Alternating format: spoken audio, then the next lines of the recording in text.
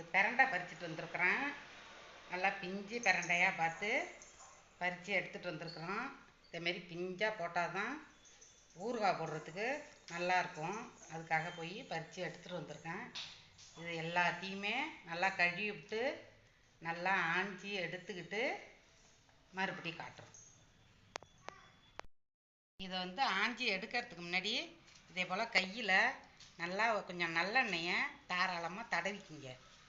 இது ஏன்னா இதை ஆஞ்சி எடுக்கிறப்ப இது அரிக்கும்.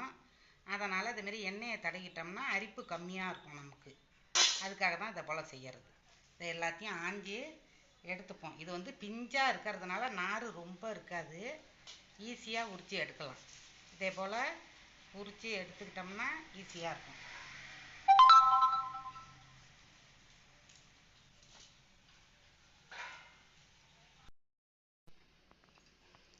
பிரண்டை ஊறுகாய்க்கு தேவையான பொருட்கள்லாம் பார்ப்போம். 1 ஸ்பூனு வெந்தயம், 1½ ஸ்பூனு கடுகு, ஒரு 20 மிளகாய், ஒரு 20 பூண்டு பல், 2 கட்டி பூண்டு ஊற்றி வச்சுருக்கிறேன். ஒரு நார்த்தங்காய் சைஸுக்கு புளி எடுத்து வச்சுருக்கேன். நல்லா காய போட்டு வறுத்து அரைக்கிறதுக்காக வச்சுருக்கேன். கல் உப்பு, தேவையான அளவு கல் உப்பு, பெருங்காய பவுட்ரு, அதுலேயே கொஞ்சம் காஷ்மீர் சில்லி பவுட்ரு கொஞ்சம் போட்டுக்கணும், தூள், ஒரு 1/2 ஸ்பூனு மஞ்சள் பொடி போட்டுக்கணும். இப்போ செய்வோம், மாங்காய் வீடியோக்குள்ளே போவோம். கடாய் வச்சுப்போம்.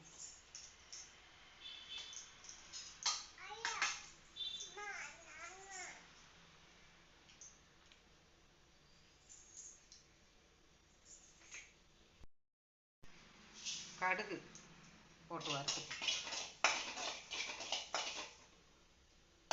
நல்லா பொரியணும்.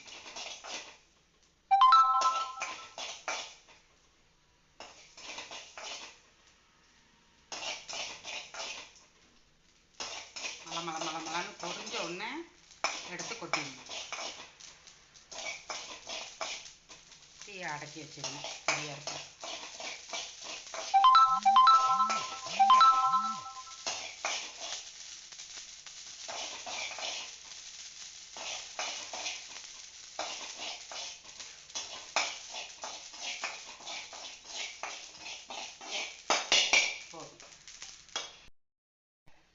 வெந்தயத்தை போட்டுக்கணும்.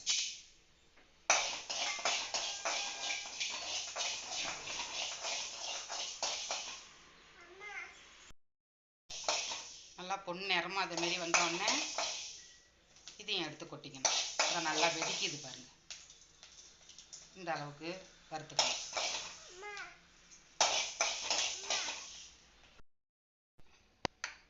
இது ரெண்டையும் வறுத்தாச்சு. இது ரெண்டும் ஆறட்டும். எடுத்து இந்தாண்ட வச்சுருவோம். இப்போ இதில் கொஞ்சம் நல்லெண்ணெய் ஊற்றிப்போம். இந்தமாரி ஊறுகாயெல்லாம் போடுறதுக்கு நம்ம நல்லெண்ணெய் ஊற்றி செஞ்சோம்னா தான் நல்லா வாசமாக நல்லாயிருக்கும், வீணாகவும் போகாது சீக்கிரமாக. இப்போ எடுத்து வச்சுருக்கிற மிளகாயை ஃபஸ்ட்டு வறுத்துப்போம். இதில் இந்த ஊறுகாய்க்கெல்லாம் கொஞ்சம் நல்லா நல்லெண்ணெயை தாராளமாக விட்டால் தான் வீணாக போகாத நல்லாயிருக்கும், வாசமாகவும் இருக்கும், உடம்புக்கும் நல்லது. எண்ணெய் காஞ்சிட்டு மிளகாயை சேர்த்து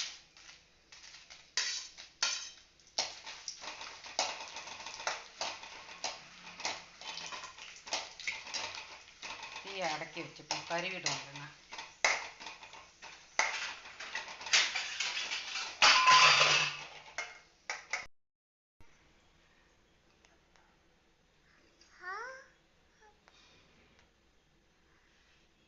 அதுலேயே இப்போ இந்த பூண்டை சேர்த்துக்கணும். பூண்டை போட்ட உடனே அப்படியே தெறிக்கும். கொஞ்சம் நவுந்துட்டு போட்டு எடுக்கணும்.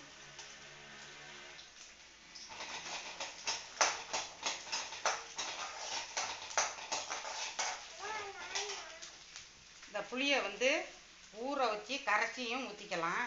அது தண்ணியில் நம்ம ஊற வச்சு கரைச்சி ஊற்றக்குள்ள கொஞ்சம் சீக்கிரமாக வீணாயிடும், ரொம்ப நாளைக்கு இருக்காது.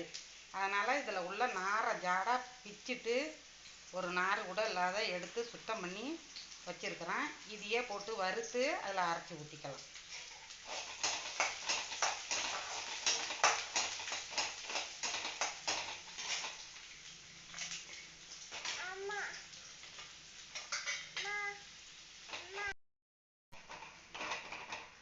இது வறுபட்டுட்டு இதையும் எடுத்து கொட்டிப்போம்.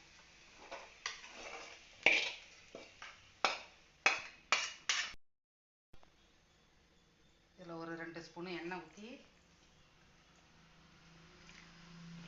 இந்த பிரண்டையவும் வறுத்துப்போம். இது கொஞ்சம் தண்ணியில் போட்டு நல்லா அலசி எடுத்து வச்சுருக்கிறதுனால எண்ணெயில் போடக்குள்ள இது தெறிக்கும், பார்த்து போடணும்.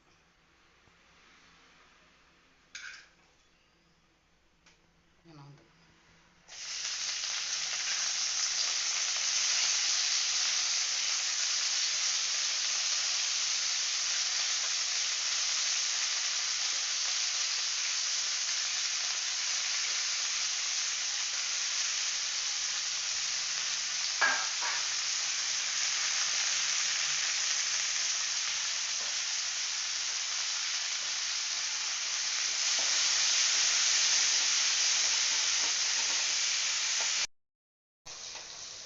இது வந்து டைம் எடுக்கிறதே வந்து இந்த பிரண்டை வந்து வதங்கிறது தான் டைம் எடுக்கணும். நல்லா பழுப்பு கலராக ஆயிடும். நல்லா வறுத்துக்கணும்.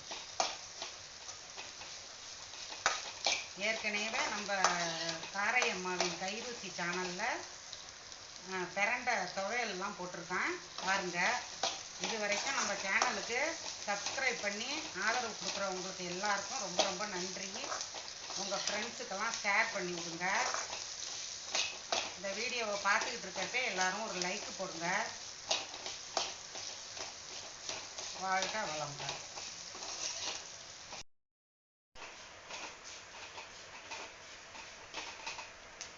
இந்த பிரண்டை இந்த அளவுக்கு வதங்கணும்.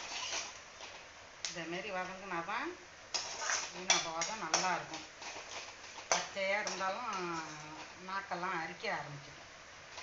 இதில் போடுற ஜாமானுக்கு இது ஒன்றும் செய்யாது, நல்லா சூப்பராக இருக்கும்.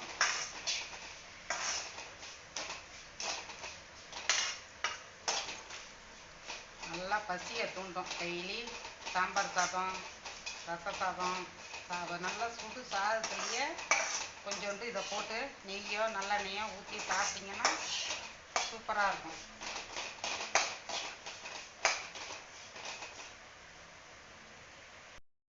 உருவியும் கடுகையும் இந்த வெந்தயத்தையும் பொடி பண்ணி எடுத்துக்கணும். இதை லாஸ்ட்டாக போடணும்.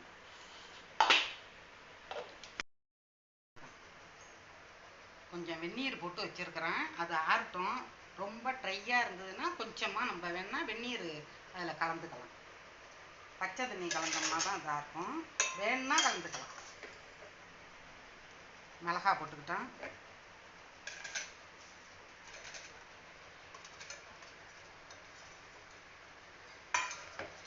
ஒரு சுத்து ஃபஸ்ட்டு அரைச்சிப்போம். அதோடைய இந்த பிரண்டையும் சேர்த்து அரைச்சிடும்.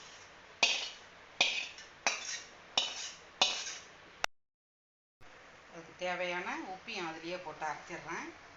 கல் உப்பு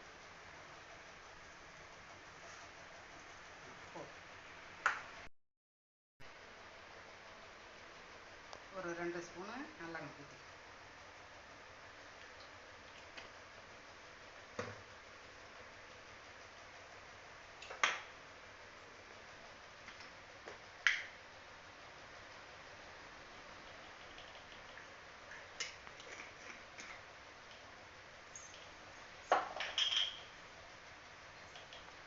எண்ணெய் காஞ்ச உடனே கடுகை போட்டுப்போம்.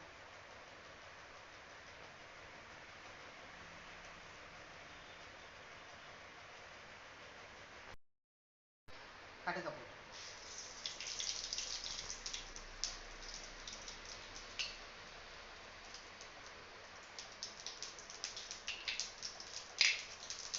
கடுகு நல்லா பொரிஞ்ச உடனே தீயை கம்மி பண்ணி வச்சுக்கிட்டு 1 ஸ்பூனு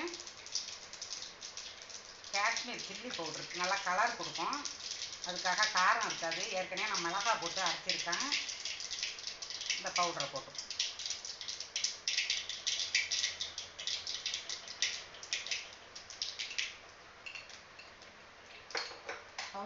ரொம்ப நாடி வச்சுருக்காதீங்க, கறிவிடும். அதில் ஒரு 1/4 ஸ்பூனு மஞ்சள் பொடி.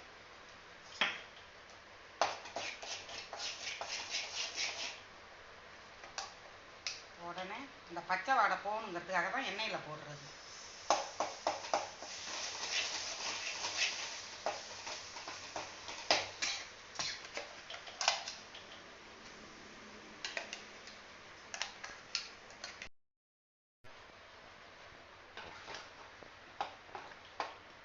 இந்த காலத்தில் வெந்தயமும் கடுகும் பொடி பண்ணி வச்சுருந்தோம்ல, அதை லாஸ்ட்டாக சேர்த்துக்கணும்.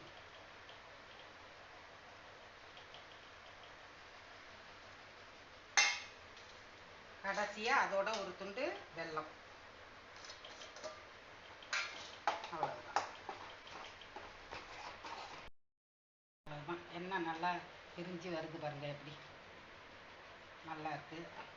இதேமாரி நல்லா தண்ணி இல்லாத காஞ்ச பாட்டிலில், கிளாஸ் பாட்டிலில் எடுத்து வச்சுக்கிட்டிங்கன்னா 1 மாதம் இல்லை, வீணாக போகாத நல்லாயிருக்கும்.